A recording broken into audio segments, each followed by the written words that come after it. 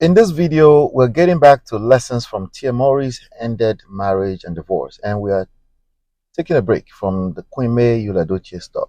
Okay, now who is Tia and who influenced her to divorce? She's one of the duo 90s sitcom stars, sister Tia and Tamara. Remember that? Now imagine this: you're sitting down after a long day, maybe scrolling through your phone, minding your business, and bam!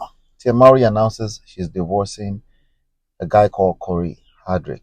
We've covered that a little bit here. Now, after 14 years of marriage, she claims she graduated from the curriculum. Brothers, I feel your pain. Now, everyone's talking, saying, hey, Tia, so it's over just like that? The internet goes wild. People start analyzing her every move, every post, every sigh. And then the news report that Tia might have been influenced by her older and former sister sitcoms show co-star Jackie Harry. Yes, Auntie Jackie Harry is a lady with a big laugh and supposedly bigger wisdom. But let's unpack this. Did Jackie's advice, who is also a divorcee, push Tia into the divorce? Or was Tia simply at a point where she knew something had to change? Let's break this story down. Let's break it down, Sha. Real quick, okay?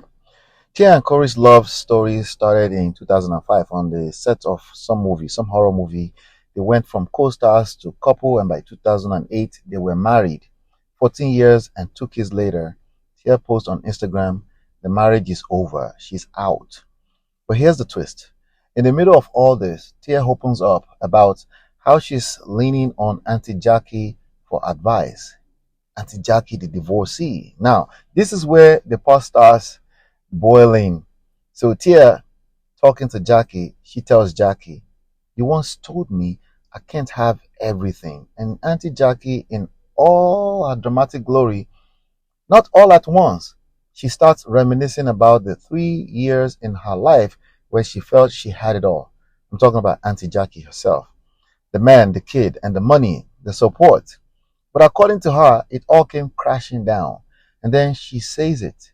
You can't have it all the time. Tia is there nodding. But then she let something slip.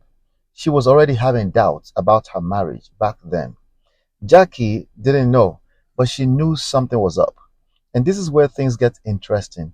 Jackie talks about how one partner making more money can cause tension in a marriage. She says outright, I'm on Tia's side.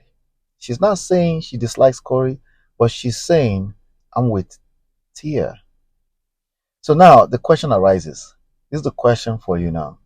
Was this advice from Auntie Jackie somehow the final nudge for Tia? Did it tip the scales? Now, let's pause right here for a second. If you're enjoying this story, hit the like button, share, and don't forget to subscribe. You know, you don't want to miss any updates that I have. It could be about Queen May, it could be about Tia Mowry, it could be about Blessing CEO, you never know. So now back to Tia and the big question. Here's what makes this whole thing interesting. Tia later shares that after the divorce, she felt a sense of freedom. Freedom. Now, you know, divorce is not a walk in the park, especially with 2 kids involved. So for Tia to say she felt free after it was all said and done, that says a lot, right? So she even admitted that right after signing the paper, she didn't have time to process anything because she was back to work. Think about it. No time to mourn, no time to sit and cry into a bucket of ice cream. Just back to the grind. Then, in this new chapter of her life, there's a whole new show that she's doing, reality TV show. Of course, she has to tell the whole world, right? This is the difference between Corey Hardrick and Yul-Edochie. Corey is not saying a lot. Tia is going to say a lot of things. Well, Queen May wouldn't do that. Well, Tia talks about entering the dating scene. She's struggling because she's trying to juggle work, motherhood, and now dating again. And here's where Jackie's words start echoing back. You can't have it all the time. So she's asking herself, am I repeating the same mistakes? And she's not alone in this. How many people do you know, man or woman? How many people do you know, or even maybe even you yourself, that wonder if there's a repeating pattern from past relationships? This is where it hits home for all of us. Now, let me hit you with some possibilities.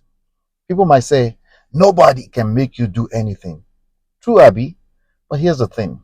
When someone we respect, like Auntie Jackie, again, a divorcee, says something that resonates deeply, it can shift our perspective. They're not controlling our decisions, but their words sit with us. And we can stop fronting, influencing the way we see our own lives.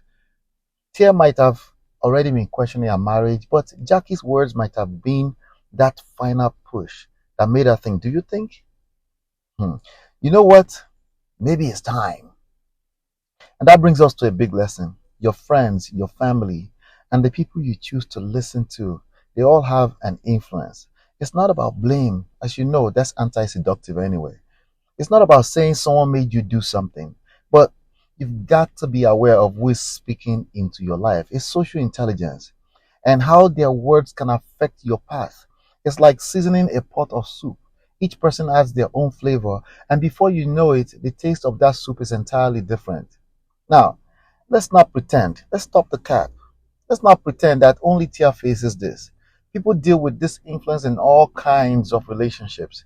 Maybe your mom keeps telling you to focus on your career and avoid relationships.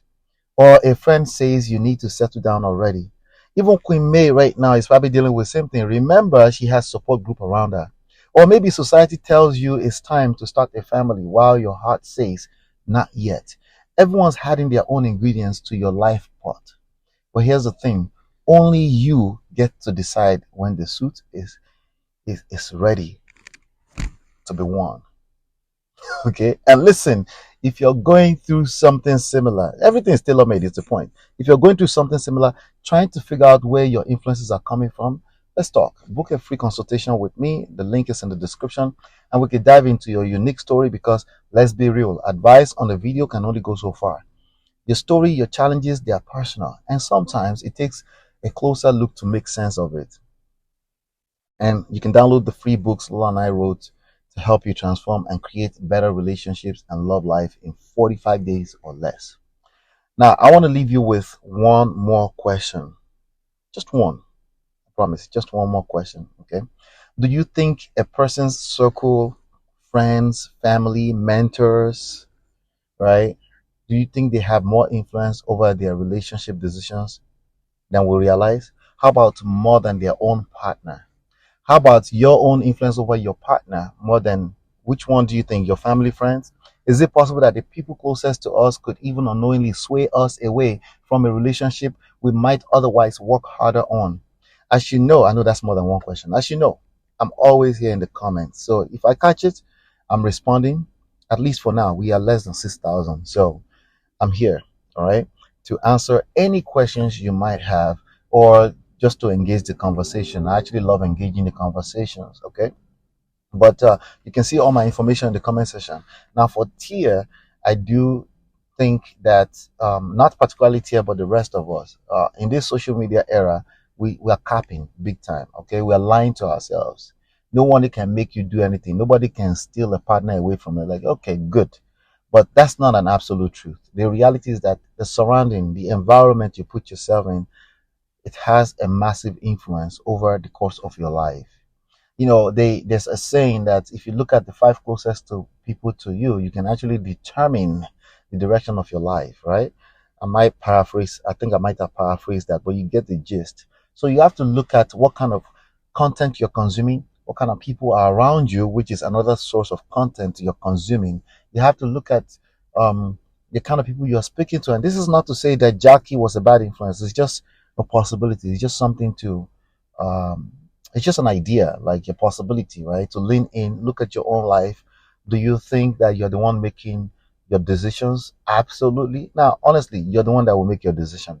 But what about the influence aspect of things? Influence is a given. Either you're aware of it or not. Okay. Now, what most of us try to do, especially due to our partners, is try to control them based off of our own perception or perspective of our own ideologies. That's a lot that I just said, but you get the gist, right?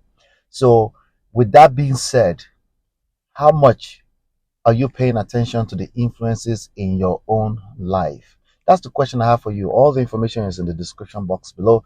Thanks for watching.